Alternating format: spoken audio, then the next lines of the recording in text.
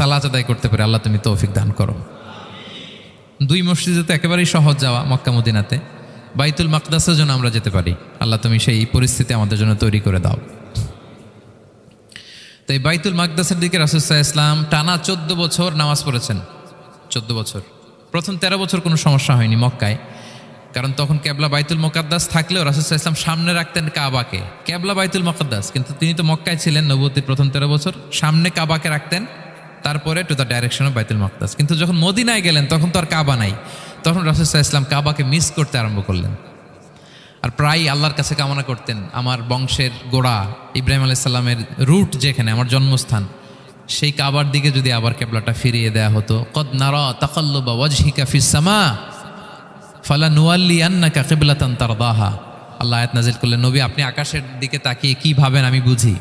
আপনি চান কেবলার জন্য আমি মক্কার দিকে ঘুরিয়ে দেই। আল্লাহ তাআলা ঘুরিয়ে দিলেন। আল্লাহ বলেন, ফাওয়াল্লি ওয়াজহাকা শাতরাল মসজিদিল হারাম। এখন থেকে মসজিদুল হারামের দিকে আপনি টু দ্য ডাইরেকশন অফ কেবলা নামাজ পড়বেন। কেবলা চেঞ্জ হয়ে গেল। তো মদিনায় যে 16-17 মাস আর মক্কায় 13 বছর, মোট 14 বছর আল্লাহর হাবিব সাল্লাল্লাহু আলাইহি ওয়াসাল্লাম এই মসজিদুল আকসার দিকেই হয়েই তিনি নামাজ পড়েছেন। এটা আমাদের আগের কেবলা ছিল।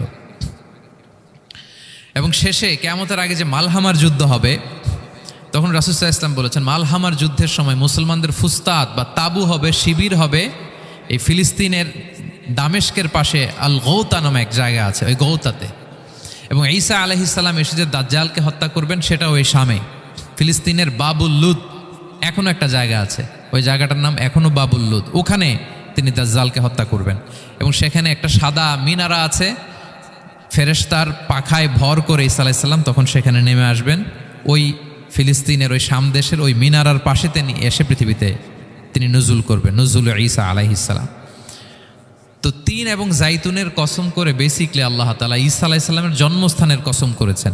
কারণ তিন এবং জাইতুন, ডুমুর এবং জলপাই, অলিভ কোন দেশে বেশি হয়? শাম দেশে। আওয়াজ করে বলেন কোন দেশে? বর্তমান ফিলিস্তিন এবং সিরিয়া। এবং ওই ভূখণ্ডে আল্লাহ নবী ঈসা আলাইহিস সালামের জন্মস্থান। তাহলে এই দুই ফলের কসম করে বেসিকলি আল্লাহ তাআলা ঈসা আলাইহিস সালামের জন্মস্থানের কসম করেছেন।